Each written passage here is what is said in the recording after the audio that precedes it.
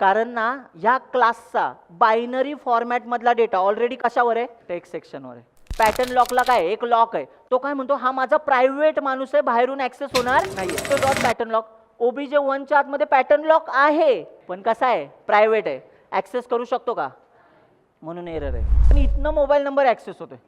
कमाल कोणाचे, दिस. म्हणजे असा बनवलेला ऑब्जेक्ट कुठे जातो रे, हीप सेक्शनवरती. आणि हीप सेक्शनवरची मेमरी ग्रोएबल आणि श्रिंकेबल आहे. स्टॅक फ्रेम पॉप झाली तरी हा गोळा गायब होणार नाहीये.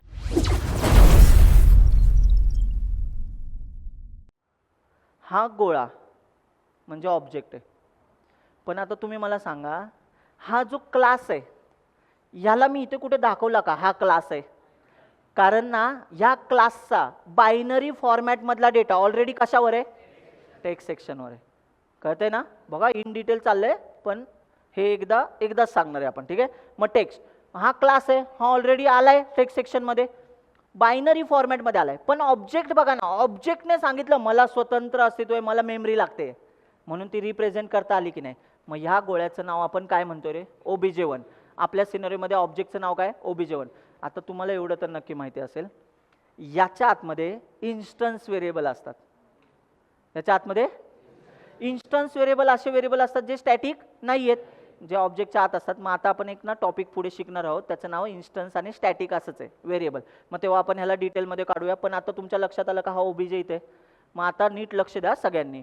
मला सांगा ह्या डायग्रामनुसार हा असा आहे, याच्या आतमध्ये बघा बरं, हा मोबाईल नंबरला आपण ऍक्सेस करतोय तो ऑब्जेक्टवरच ऍक्सेस करतोय, या इन्फोला आपण ऍक्सेस करतोय तो आपण ओबीजे वरतीच ऍक्सेस करतोय. याचा अर्थ आपण असं बोलूया का रे, हे ना 3 गोष्टी याच्या पोटात आहेत. किती गोष्टी, 3. पहिली गोष्ट काय आहे, पॅटर्न लॉक. पॅटर्न लॉक नावाचं व्हेरिएबल. दुसरी गोष्ट काय आहे, मोबाईल नंबर. लक्ष द्या बरं का सगळ्यांनी, मोबाईल नंबर. आणि तिसरी गोष्ट काय आहे, इन्फो नावाच्या मेंबर फंक्शनचा ऍड्रेस. प्रश्न नीट आहे का, ह्या मेंबर फंक्शन जे आहे, सॉरी हे मेंबर फंक्शन आहे, याचा डेटा म्हणजे ह्याचा कोड कुठे आहे, टेक्स्ट सेक्शनमध्ये, बायनरी फॉर्मॅटमध्ये. मग याचा जो ॲड्रेस आहे ना तो इथं ठेवलेला आहे, बरोबर की नाही. म्हणजे जेव्हा ह्याला कॉल होईल तेव्हा तो इथून इथेच उडी मारणार आहे आणि इथनं याची स्टॅक फ्रेम पुश करणार आहे. हे कळतंय की नाही. म्हणजे ॲक्च्युली इथं मेथड आहे का, आपली मेंबर फंक्शन आहे का, नाही आहे, फक्त त्याचा ॲड्रेस आहे. हे कळलंय, हे शिकवलंय बरं का. आता मला सांग रे, ही 3 माणसं जरी याच्या घरात असले ना तरी ह्याच्यातला एक माणूस प्रायव्हेट आहे, म्हणजे याला लॉक आहे. कोणाला लॉक आहे, पॅटर्न लॉकला काय एक लॉक आहे. तो काय म्हणतो हा माझा प्रायव्हेट माणूस आहे, बाहेरून ऍक्सेस होणार नाहीये. आता बघा बरं, डोळे उघडा आणि तुम्हाला आता पटपट पटपट कळ जाईल. ओबीजे 1 च्या आतमध्ये आलो आणि त्याला म्हटलं मोबाईल नंबर प्रिंट करायचा आहे, तर तो काय बोला, अरे वा, मोबाईल नंबर हा माझा डेटा माझ्या घरामध्ये आहे आणि तो पब्लिक आहे, म्हणजे याचा अर्थ याला एरर आहे का, नाहीये, हा प्रिंट करणार मोबाईल नंबर. आता दुसरी गोष्ट बघा, इथे बघा ह्याला कमेंट काढतोय. आता काढतोय म्हणजे लक्षात घ्या, OBJ dot pattern lock. OBJ 1 च्या आतमध्ये पॅटर्न लॉक आहे पण कसा आहे, प्रायव्हेट आहे, ऍक्सेस करू शकतो का, म्हणून एरर आहे. मग एरर काय आली होती माहिती आहे का, pattern lock private with in this context, आणि म्हणून ती एरर तशी येते. आता तर लक्षात येत असेल ना की एररच स्वतः मिनिंग सांगतात की मी ह्याच्या गोळ्याच्या आतमध्ये कशी आहे, प्रायव्हेट आहे, private with in this context. कळते ना रे. हां आता सांगा, इन्फो मला सांगा, इन्फो प्रायव्हेट आहे की पब्लिक आहे, पब्लिक आहे. मग जेव्हा ह्याला कॉल केला ना तेव्हा ह्याने याचं मेमरी इथं गेला, ॲड्रेसला गेला, उचलला. स्टॅक फंक्शनची नेहमी काय पुश होते, स्टॅक फ्रेम. मग बघा बरं, इन्फो नावाचे फंक्शन आलं, त्याच्यामध्ये काय आहे, मोबाईल नंबर. मग इथे त्याने प्रिंट काय केला, मोबाईल नंबर. आता मला सांगा, हा मोबाईल नंबर इथं आहे, ही कमाल कोणाची आहे तुम्हाला माहिती आहे, कमाल कोणाची आहे, मोबाईल नंबर बघा ना ह्याच्या पोटात आहे, पण इथनं मोबाईल नंबर ॲक्सेस होतोय. कमाल कोणाची आहे, दिस. म्हणून आपण दिसचा टॉपिकमध्ये हा पॉईंट कव्हर करणार आहे की दिस किती इम्पॉर्टंट आहे. हे कळतंय ना, ठीक आहे, आपण ते घेऊया. चला मग आता मला सांगा, हा मोबाईल नंबर प्रिंट होणार की नाही. मग प्रिंट झाल्यावरती सगळ्यात आधी स्टॅक फ्रेम कोणाची पुश पॉप होईल, इन्फोची. हा पॉप झाल्यानंतर कुठे येणार, जिथून याला कॉल आला होता, म्हणजे मेनमध्ये. मेनमध्ये कोड बघा, रिटर्न 0 आहे, म्हणजे हे पण काय होणार, म्हणजे हा गोळा पण निघून गेला. अरे कळतंय ना. मग हा गोळा निघून गेला म्हणजे हा ऑब्जेक्ट पण रिमूव्ह झाला. आणि तुम्हाला माहिती आहे, मगाशी मी एक पॉईंट बोलत होतो, ऑब्जेक्ट जेव्हा जातो ना स्कोपच्या बाहेर तेव्हा डिस्ट्रक्टरला कॉल होतो. मग आता तुम्हाला दिसतंय काय, ते डिस्ट्रक्टर लिहिलाय का, नाही, पण डिस्ट्रक्टर नाही लिहिला तरी असतो. कन्स्ट्रक्टर तरी लिहिलाय का? नाही लिहिला तरी आहे, असतो, बरोबर की नाही? एक तर कन्स्ट्रक्टर असतो आणि डिस्ट्रक्टर एकच असतो. हो, मल्टिपल असतात का रे? कोणी नाही ना? Destructor overloading, function overloading topic असतो किंवा कन्स्ट्रक्टर ओव्हरलोडिंगचा पण सिनारिओ असतो. डिस्ट्रक्टर ओव्हरलोडिंग असतं का? नाहीये. मग ते डिस्ट्रक्टर नाही, डिस्ट्रक्टर एकच असणार आहे. मग आपण डिस्ट्रक्टर कन्स्ट्रक्टर हे सगळं पुढे शिकणारच आहोत. ठीक आहे, चला आता लक्ष द्या. मला सांगा, हे सगळं पॉप झालं, मग आता तुम्हाला माहिती आहे ना, मेन फंक्शन पासून कोड सुरू झाला होता आणि मेन मध्ये संपला. त्यावेळेस हा प्रोसेस पण काय झाली? गायब झाली, संपला. पण आता तुम्हाला हे सगळं चित्र पिक्चरमध्ये इमॅजिन झाले असेल, व्हिज्युअलाइज झाले असेल ना? डन आहे ना? आता एक काम करूया, आता आलोच आहे ना, पटकन ऑब्जेक्ट एकदा शिकलो, दुसऱ्या पद्धतीचा पण ऑब्जेक्ट असतो. ही पहिली पद्धत झाली. दुसरी पद्धत सांगा ऑब्जेक्टची. न्यूने बनवलेला. चला मग एक काम करूया का, हे क्लिअर करतो, परत एकदा डायग्राम काढायची. इथे फक्त आता हा ऑब्जेक्ट पुसतो आणि न्यूने बनवतो ऑब्जेक्ट. फरक कळेल ना तुम्हाला? चला बरं, असा ऑब्जेक्ट कुठे स्टोअर होतो रे? म्हणजे मेमरी कुठे मिळते? स्टॅक फ्रेममध्ये. आणि न्यूने बनवलेला हे जा रे, एक काम कर, यालाच इकडे स्टार कर. हां, बघूया आता लक्ष आहे का? ठीक आहे, हां, स्टार करायला, स्टार लावा, स्टार इज इक्वल टू, हां, हा कोड कंपाईल केल्यावर एरर येतील असं किती लोकांना वाटतंय? असाच्या असा, हे जरा मोठा कर रे कोड, जरा दिसू दे. काही लोक चष्म्याचा बहाणा देतील, मी चष्मा बनवायला टाकलाय वगैरे वगैरे. ठीक आहे, हां चला, दिसतंय? किती लोकांना वाटतं इथे एरर येईल? हात वर करा. ताट सगळे असायला पाहिजे होते. सांगा कुठे एरर येते? जेव्हा तुम्ही पॉइंटरचा व्हेरिएबल लिहिता तेव्हा इथे डॉट ऑपरेटर चालत, इथे काय लागतो? ॲरो. कुठला ऑपरेटर लागतो? Arrow. Arrow operator internally, arrow operator internally काय असतो? स्टार डॉट असतो. म्हणजे मला इथे दोन पद्धतीने कोड लिहिता येऊ शकतो. मी एक तर इथे स्टार लिहिला आणि इथे डॉट लावला तरी चालेल, किंवा हा डॉट काढून इथे काय केला? ॲरो केला. अदरवाईज आहे ना, आता तुमच्या लक्षात येते का, इथे पण एरर आहे आणि इथे पण एरर आहे, दोन ठिकाणी एरर आहे. हे कळतंय ना? हां ठीक आहे, चला एक काम करूया, एरर बघून घेऊया एकदा. चालेल, एरर दाखव, कन्फ्युजन नको. हां डन. बघा बरं काय म्हणतंय? Request for member mobile number in OBJ1 which is of pointer type mobile star, कारण तो मोबाईल स्टार OBJ होता, बरोबर की नाही? मग तो बोलतो maybe you mean to use arrow. मग इथे पण ॲरो पाहिजे, इथं पण ॲरो पाहिजे. ठीक आहे, चला मग एक काम करूया, लगेच ॲड करा. सांगा डन. ॲरो याला पण करून टाक लागलेच.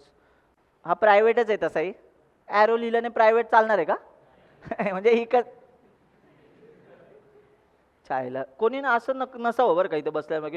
आता सर हे चालेल ना? तू घरून घेऊन आलाय का पॉइंटर? नाही ना? हां ठीक आहे, चला आता रन करूया याला. हे डन आहे. हां चला, हे रन कर रे एकदा. आता याचा आन्सर तुम्हाला माहिती आहे, ऑलरेडी रन होणार. पण समजा हां झालं, हेच आन्सर आहे आपलं. जा आता तिकडे जा. हां आता मला सांगा, मी याची कमेंट काढतो. हां कमेंट काढ रे. हां सांगा बरं इथे मला, याला कमेंट कर इथे, प्रायव्हेट शब्द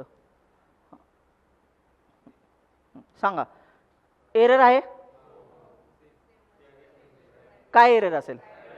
प्रायव्हेट विदिन दिस कंटेक्स्ट. म्हणजे प्रायव्हेट गोष्टी प्रायव्हेटच राहिल्या. ऑब्जेक्ट कुठल्याही टाईपचा बनवा. दोन टाईपचा ऑब्जेक्ट बनवणे. मग काही लोकांच्या डोक्यात येतं, मग दोन टाईपने ऑब्जेक्ट का बनवलं जातं? अरे मेमरीचं लोकेशन, म्हणजे असा बनवलेला ऑब्जेक्ट कुठे जातो रे? हीप सेक्शनवरती. आणि हीप सेक्शनवरची मेमरी ग्रोएबल आणि श्रिंकेबल आहे. स्टॅक फ्रेम रिजिड असतात. रिजिड करताय ना? एकदा मेमरी मिळाली ती वाढत जाणार आहे का? नाही वाढत जाणार आहे. पण हीप सेक्शन कसं आहे? ग्रोएबल आणि श्रिंकेबल. चला मग याची डायग्राम काढून घेऊया. चला पटपट सांगा तुम्ही मला. हे छोटं कर रे आता जरा, थांबा एक मिनटं. हां छोटं कर. हां चला पटपट बोला. आता हे प्रोसेसची डायग्राम काढतो डायरेक्टली. बोला. पहिला बॉक्स काय असेल याच्यामध्ये? टेक्स्ट. टेक्स्टमध्ये काय असतं? बायनरी कोड असतो. सगळा बायनरी कोड इथे असेल. ठीक आहे. नंतर दुसरा कोण आहे? डेटा. डेटामध्ये किती माणसं आहेत? BSS, non BSS, read only, RO data, BS data section. ठीक आहे. चला हीप. पण हीप आता मोठं घ्यावं लागेल का सांगा? ऑब्जेक्ट क्रिएट होणार इथे. बोला हा काय आहे? Heap section. इथे काय आहे? स्टॅक. ही अख्खी स्टॅक आहे. स्टॅकवरती सगळ्यात पहिली स्टॅक फ्रेम कोणाची आली? मेनची. कारण कोड सुरुवात कुठून होते? मेनपासून. आता लक्ष द्या पटपट. मला सांगा, ऑब्जेक्ट बनला. ऑब्जेक्ट बनताना मेनच्या पोटात बनणार का? नाही, मग तो कुठे बनणार आहे ऑब्जेक्ट? हीपवर. मग आता परत पटपट बोलूया. ह्याच्याकडे समजा ॲड्रेस असेल 1000 ॲड्रेस, पॉइंटर ॲड्रेस आठवतंय? हां सांगा. आता याच्यात माणसं किती आहेत रे? 3. सांगा पहिला माणूस कोण आहे? Pattern lock. दुसरा माणूस कोण आहे? Mobile number. आणि तिसरा कोण आहे? इन्फो. कळतंय ना? इन्फोचा ॲड्रेस आहे, म्हणजे हा इथनं इथे बघत असणार आहे. ठीक आहे. आता मला सांगा, हा ऑब्जेक्ट बनवला, एवढंच बनलं. हा OBJ1 कुठे असणार आहे? इथे असणार आहे का? नाही, तो कुठे असणार आहे? मेनमध्ये. म्हणजे OBJ1 इथे आहे आणि तो कुठे बघतोय रे? 1000 कडे बघतोय. यार कळलंय का? ठीक आहे. मग बघा बरं, OBJ 1000 कडे बघतोय. OBJ1 म्हणतोय की मी ह्या ॲड्रेसकडे बघतोय आणि ॲक्च्युली हा ऑब्जेक्ट आहे ना, तो कुठे? हीप सेक्शन आहे. आणि हाच फरक आहे अशा पद्धतीने ऑब्जेक्ट बनवणे आणि नॉर्मल ऑब्जेक्ट बनवणे. कितीतरी लोकांना माहिती आहे का, अख्खं CPP संपतं, पण या दोघांमधला डिफरन्सच कळत नाही की का करतोय. अशा पद्धतीने ऑब्जेक्ट बनवणे रेकमेंड केलं जातं, कारण तुम्हाला माहिती आहे ना, हा मेमरी डेटा आपण फ्री पण करतोय सतत. पण स्टॅक फ्रेमचं कसं आहे माहिती आहे ना, जोपर्यंत काम संपत नाही तोपर्यंत स्टॅक फ्रेम पॉप होणार का? तो ॲड्रेस फ्री होईल का? नाही होणार. हे कळतंय ना रे? हां, लक्षात ठेवा. काही लोक बोलतील नाही आपण मॅन्युअली फ्री करू शकतो. स्टॅक फ्रेममधला ऑब्जेक्ट मॅन्युअली फ्री करता येतोय का? त्याचा स्कोप संपला ना तरच तो. थांबा एक मिनटं, पॉज घेतो जरा. क्वेश्चन मार्क होता काही लोकांच्या चेहऱ्यावर. नॉर्मल ऑब्जेक्ट तोपर्यंत डिस्ट्रक्टरला कॉल होत नाही किंवा फ्री होत नाही जोपर्यंत त्याचा स्कोप संपत नाही. हे वाक्य किती लोकांना सहमत आहेत या वाक्याशी? सहमती नकोय, फक्त कळलंय का वाक्य? आणि हा माणूस आहे ना, हा सांगा, हीप सेक्शनवर ऑब्जेक्ट बनवणे जेवढं भारी आहे ना तेवढं रिस्की पण आहे. का सांगा? स्टॅक फ्रेम पॉप झाली तरी हा गोळा गायब होणार नाहीये जोपर्यंत आपण याला डिलीट करत नाही. म्हणजे याचा अर्थ मेमरी लीक होण्याचे चान्सेस इथे जास्त असतात. मग याचा फायदा काय? रन टाईमला जर तुम्हाला ऑब्जेक्ट बनवायचे, म्हणजे समजा एक्झाम्पल आपण असं घेऊया, तुम्हाला लिंक लिस्ट वगैरे तर DSA मधलं माहिती आहे टेक्निकल गोष्टींमध्ये. आपल्याला किती नोड बनवायच्यात लिंक लिस्टमध्ये हे ऑलरेडी माहिती आहे का? नाही. समजा एक्झाम्पल अजून एक घेऊया. समजा एखाद्याची सभा भरलेली आहे, कोणीतरी पॉलिटिशियन सभा भरले, तर त्यांना माहिती नसतं की किती लोक येणार आहेत. तर ते काय करतात, एका ठराविक लेवलपर्यंत चेअर टाकून ठेवतात, मोठं ग्राउंडच बुक करतात. जास्त जरी लोक आले तरी पण नंतर चेअर ॲड करता येऊ शकतात. अरे कळतंय ना? म्हणजे याचा अर्थ रन टाईमला डेटा पण ॲड करता येतोय. मग यासाठी असा एरिया पाहिजे की जो ग्रो करणारा असू शकतो. जागाच कमी असेल तर वाढू शकतो का डेटा? नाही. मग अशा सिनारिओमध्ये हीप सेक्शनचा वापर केला जातो. पण हीप सेक्शन काय बोलतो, तू विशिष्ट पद्धतीने ऑब्जेक्ट बनवला ना तरच ऑब्जेक्ट माझ्याकडे बनेल, अदरवाईज माझ्याकडे ऑब्जेक्ट बनणार नाहीये. कळलंय का रे नक्की? हां चला, मग आता बघा, हे असा ऑब्जेक्ट बनला, हा इकडून बघतोय. आता पटपट बोला. OBJ1 ॲरो मोबाईल नंबर, हे इंटरनली तुम्हाला माहिती आहे ना कसं जातं? बघा मी इथे लिहून दाखवतो. OBJ1 arrow mobile number. सांगा हे इंटरनली कसं जाणार आहे? Star OBJ1. स्टार म्हणजे डी रेफरन्स. अरे पॉइंटरला स्टार असतो, डी रेफरन्स म्हणजे बघा आधी हा स्टार आहे मग डॉट आहे. मी बोललो ना, हा इंटरनली काय करतो? स्टार आणि डॉटच आहे. ॲरो इंटरनली काय आहे? स्टार डॉट आहे. म्हणजे हा आधी काय बोलतो, आधी ह्या ॲड्रेसला जा, म्हणजे 1000ला आला आणि तिथे गेल्यानंतर त्याने बघितला अरे मोबाईल नंबर आहे, ॲक्सेस होतोय का? होतोय, म्हणून त्याने प्रिंट केला. बरोबर, प्रिंट झाला. पण आता बघा बरं, हा पॅटर्न लॉक कसा आहे रे? याला काय इथे लॉक आहे कारण तो प्रायव्हेट आहे. मग आता सांगा बरं, इथे पण जेव्हा आहे ना OBJ इथे येणार, पॅटर्न लॉककडे जाईल तेव्हा तो त्याला कसा दिसतोय? प्रायव्हेट. म्हणजे ह्याला एरर आहे. याला एरर आहे का? इन्फोला काय होईल? इन्फोच्या बाबतीत सांगा, तो इथून इथे येईल, इन्फोच्या मेथडला जाईल आणि इन्फोची काय पुश होईल? स्टॅक फ्रेम पुश होईल. मग इन्फोमध्ये परत मोबाईल नंबर प्रिंट झाला समजा, काम झालं की सगळ्यात आधी पॉपकॉर्न होईल इन्फो. नंतर मेनमध्ये आला, मेन पण काम संपलं, मेन पण पॉप झाला. आता मी तुम्हाला प्रश्न विचारतो, सगळ्यांनी लक्ष द्या, सगळ्यांनी लक्ष द्या. मला सांगा, मेन पण पॉप झाला, याचा अर्थ हा OBJ1 गायब झालाय. म्हणजे याच्याकडे बघणारा माणूस गेला पण हा नाही गेला. हा तसाच आहे भटकत्या आत्मासारखा. पण आपण काय बोलतो CPP मध्ये किंवा OSच्या भाषेमध्ये काय म्हटलं जातं, मेन पासून CPPचे कोड मेन पासून सुरू होतात आणि मेन संपला की कोड संपतो. OS काय करते? प्रोसेसला किल करते, म्हणून हा गेला. पण हा ज्या स्टेप बाय स्टेप गायब व्हायला पाहिजे होता तसा हा डिलीट झाला का? नाही झाला. म्हणजे काय रे, थोडक्यात मेनची स्टॅक फ्रेम पॉप होण्याच्या आधी हा गायब व्हायला पाहिजे होता. मग यासाठी आहे ना, मेनच्या आधी इथं काय करायचं असतो? Delete OBJ1. याने काय होणार आहे डिलीटने? आधी OBJ1 हा 1000 कडे बघतोय की नाही, मग हा आधी 1000ला जातो, या ऑब्जेक्टला फ्री करतो. अरे कळलं का? मग मला सांगा, डिलीट न लिहिल्यानंतर डायग्राममध्ये चेंज होतोय आणि डिलीट लिहिल्यानंतर डायग्राम वेगळी आहे. फरक कळलाय? चला एकदा बोलूया पटपट. चला, जर मी ऑब्जेक्ट न्यूने बनवतोय तर मला त्याला कंपल्सरी काय करायला पाहिजे? डिलीट करायला पाहिजे. अदरवाईज काय होऊ शकतो? मेमरी लीक होऊ शकते. म्हणजे काय? मेनची स्टॅक फ्रेम गेली आणि हा OBJ1 गायब झाला, म्हणजे ह्याच्याकडे बघणारा माणूस गायब झाला आणि हा असाच भटकत्या आत्मासारखा राहिला. हा डिलीट झाला का? नाही. मग पण काही लोक काय म्हणतील, पण तशी ही प्रोसेस स्किल होणारच होती ना, मग हा तसाही जाणारच होता. अरे पण मित्रांनो, जरा विचार करा, हा ऑब्जेक्ट जर मेनमध्ये न बनता इन्फोमध्ये बनवला असता तर इन्फो गेली असती तरी मेन गेला असता का? नाही. म्हणजे हा बराच वेळासाठी भटकत्या आत्म्यासारखा राहिला असता. म्हणून काय सांगितलं जातं माहिती आहे का, जेव्हा जेव्हा तुम्ही न्यूने एखादा ऑब्जेक्ट बनवता तेव्हा डिलीट करायला विसरू नका. कारण डिलीट करणे म्हणजे काम झालंय, आता ह्या ऑब्जेक्टला काय करा? फ्री करा. म्हणजे आपण ऍक्च्युली कोड थ्रू फ्री करतोय त्याला. कोड थ्रू फ्री करणे म्हणजे काय? हे मेनची स्टॅक फ्रेम पॉप होण्याच्या आधी आधी हा इथे जातोय, याला फ्री करतोय आणि मग मेनची स्टॅक फ्रेम पॉप होते. म्हणजे याचा अर्थ सिस्टमॅटिकली फ्री होतोय. ऑटोमॅटिकली झाला का फ्री? नाही ना, आपण प्रोग्राम थ्रू केला. हे लक्षात ठेवा. हा पॉवर आहे डिलीटची. ठीक आहे, पुढे तुम्हाला डिस्ट्रक्टरच्या टॉपिकमध्ये हे कळेलच. ठीक आहे, डन आहे.